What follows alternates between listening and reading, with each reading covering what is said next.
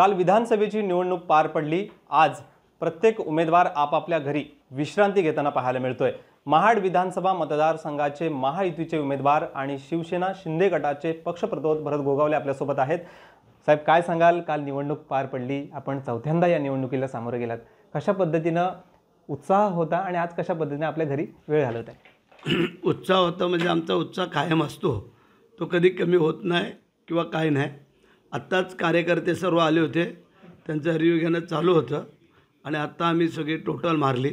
एकूण मतदार झालेले आहे 2,11,000 आणि आम्हाला पूर्ण खात्री आहे हे सगळ्यांनी जेव्हा आम्हाला सांगितलं तर जवळजवळ 45,000च्या जवळपास लीड आहे। त्यातून थोडा इकडं तिकडं काटछाट केला तर 5-7 हजार इकडं तिकडं होतात, पण 40,000च्या खाली नाही। ह्या वेळेला 40,000 पार, तिथं एक पण पाठीमागं नाही, पुढं असू पण मागं नाही। देवेंद्र फडणवीस देखील आज म्हणालेत की महिलांनी देखील यंदा चांगल्या पद्धतीने मतदान केले, महिलांच्या मतदानामुळे मतदानाचा टक्का वाढल्याचं पाहायला मिळते। तर काय असेल याची मागची कारणं किंवा कशा पद्धतीने याबद्दल काय सांगाल? एकतर पहिली मुख्यमंत्री लाडकी बहीण माझी योजना, महिलांना अर्ध तिकीट एस टीमध्ये, लेक लाडली लखपती, त्यानंतर मुलींना मोफत शिक्षण, मुलांना स्टॅपेट, अशा शेतकऱ्यांना 12चे 15,000, त्यानंतर मुख्यमंत्री सहायता निधी, महात्मा ज्योतिबा फुले, अशा अनेक योजना की जेणेकरून ह्या सगळ्या लाभाच्या योजना आपल्या सरकारने दिलेल्या आहेत। त्यामुळे महिला सगळ्यात जास्त खुश आहेत आणि म्हणून करता मतदानाचा टक्का वाढला आणि महायुतीचाही टक्का वाढला। राज्यात जर आपण बघितलं तर अनेक बंडखोर उमेदवार रणांगणात उतरलेले पाहायला मिळतात। मात्र या बंडखोर उमेदवारांची विजयाची खात्री ज्या मतदारसंघात असेल त्या ठिकाणी जे वरिष्ठ पक्षाचे जे नेते मंडळी आहेत त्यांच्याकडून कशा पद्धतीने त्यांचा विचार केला जाईल?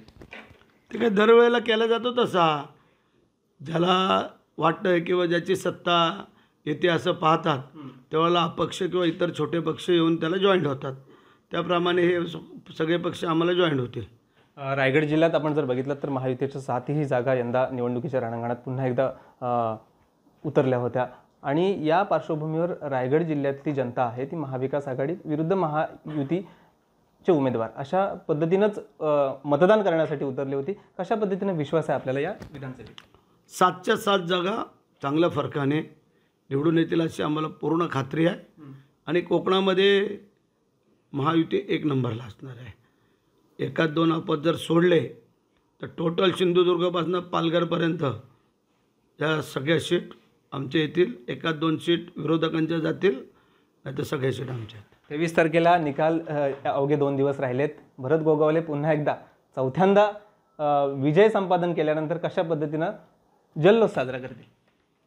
जल्लोष आमचा दरवेळेला झालेला आहे, तसाच जल्लोष आम्ही करणार। अति पण करायचं नाही आणि काय नाही। आपल्याला जे काय आपल्या लोकांनी, जनतेने, व्यापाऱ्यांनी, उद्योगपतींनी, सगळ्यांनी जे काही सहकार्य केलेले, मदत केलेली आहे त्यांचा सगळ्यांचा मान राखून आमचा जल्लोष असतो। विरोधक हारला म्हणून त्याला वेडवाकडं काय बोलून आपलं तोंड खराब करायचं नसतं आणि आम्ही नेहमी की सगळ्यांचा आदर सन्मान करूनच जल्लोष साजरा करतो। म्हणून लोकांनी आम्हाला 3-3 वेळेला निवडून दिलं आहे आणि चौथ्याची तयारी केली आहे। वाट पाहत आहेत 23 तारखेला 10 वाजता, कारण 8 वाजता जर चालू झालं 2 तासामध्ये तुम्हाला मी रिझल्ट बाहेर देतो की कितीच्या फरकाने मगाशी सांगितलं त्या फरकाच्या जवळपास आम्ही तुम्हाला सांगू शकतो। शेवटचा प्रश्न, भरत गोगावले चौथ्यांदा विजयाच्या रणांगणात आहेत, विजय झाल्यानंतर कोणत्या मंत्रिमंडळात बसतील? मंत्रिमंडळात कोणत्या बसतील म्हणजे महायुतीच्या मंत्रिमंडळात जे खातं मिळेल ते घ्यायचं आणि काम करायचं। जनतेने कुठलाही असं काही नाही की अमुकच पाहिजे तमुकच पाहिजे। आता खातं नव्हतं तरी पण आम्ही एवढा निधी आणला, काम केलं, खातं मिळालं ते आणखीन जोरात काम करू।